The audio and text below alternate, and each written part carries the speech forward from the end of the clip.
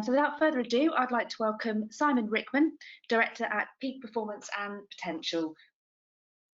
Let's talk about why we're here today. Yes, there is that word, unprecedented. We have obviously heard a lot about living in unprecedented times, but the reality is it's true. We haven't ever been in this situation before. And so how we're trying to deal with this situation has been one of our biggest challenges. I don't think there is anyone who knows all the answers, and we see that a lot of things are being done at an international, national, local level, where we try some things and people are going to criticize those sorts of things. And that's inevitable because we haven't been in this situation before. And if we think back now to March the 23rd, when the Prime Minister put us into lockdown, we kind of thought that that was going to be really challenging for us, and indeed it was. But when we reflect back with some hindsight, I think we can see and feel that it wasn't as challenging as perhaps it is today. The instructions were much clearer. You will stay at home. You can go out for exercise for 1 hour. All those sorts of things meant that life was actually a little bit clearer, a little bit more simple, and a little bit more relaxing, dare I say, given the pandemic that was around us. And since that time, the world has changed. And as we're coming out of lockdown, I think we're seeing much more stress. I think we're seeing people who are becoming more anxious about what that means for them, what it means for the organisation that you work in, your team, and indeed your customers. And one of the first things that I did when I spoke to Sue and then to Jules and then to Joe about what I was going to talk about, I went to the CICM website and I looked at, okay, what are you guys all about? And I have done some work with you guys before, but it's all about how does the organisation support, guide and advise our members? But it's all about preparing ourselves for the future.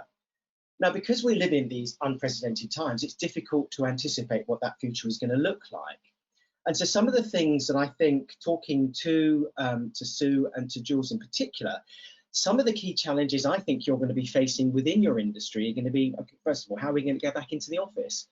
So in our comfort zone of working from home, which we said was rather challenging for the first few weeks, is no longer there. How do we move out of our comfort zone into this new world? How does it affect me? Does it affect me at all? Do I have any choice over that? So that's number one. The second is, what is the background? What's the economic climate?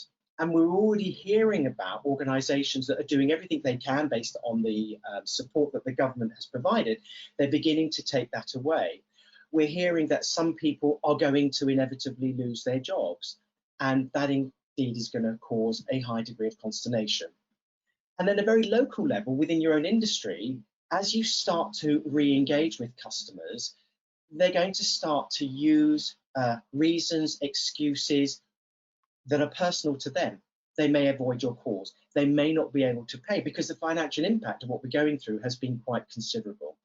So these are some of the things that I think you're going to be facing in particular over the next few months, well into 2021. And so the question is, what can we do about it? How can we prepare for doing that? How can we be prepared to meet and beat some of the challenges that you're going to see? And I think there are three key skills that I think you can need. Number one is agility. We've had to be incredibly flexible to move out of the office. Some of us have been put on furlough. Some of us are not earning anything. Some of us are having to pick up work because other people are on furlough. So we've had to show that agility and flexibility. The second is our ability to remain engaged with where we are as a human being. Going out and clapping for 10 weeks for the NHS very much saw what I thought was a wonderful side of humanity. It was great. I was talking to neighbours that, I've lived here for 23 years and I've never spoken to them before, certainly not in that way. In terms of engaging with the organisation, with customers, etc., that's something I think is going to be at the forefront of change and something that you need to maintain. And the third one is really why we're here today, is how do we build resilience? Everything to me comes under this umbrella of resilience. How do I adapt to the changes that are around me, that are many of it is outside my control, and emerge from it stronger, better, wiser individual? So the habits of highly resilient people. It is, as I said, it's from and inspired by me reading Stephen Covey's 7 Habits of Highly Effective People, which I first did about 25 years ago. And I just thought it was brilliant. I thought he was talking to me personally. And what it changed in me was to say, okay, there's a framework that I've now got that I can then use to help organize and structure my own life. And then I started to share it with other people who worked in my team.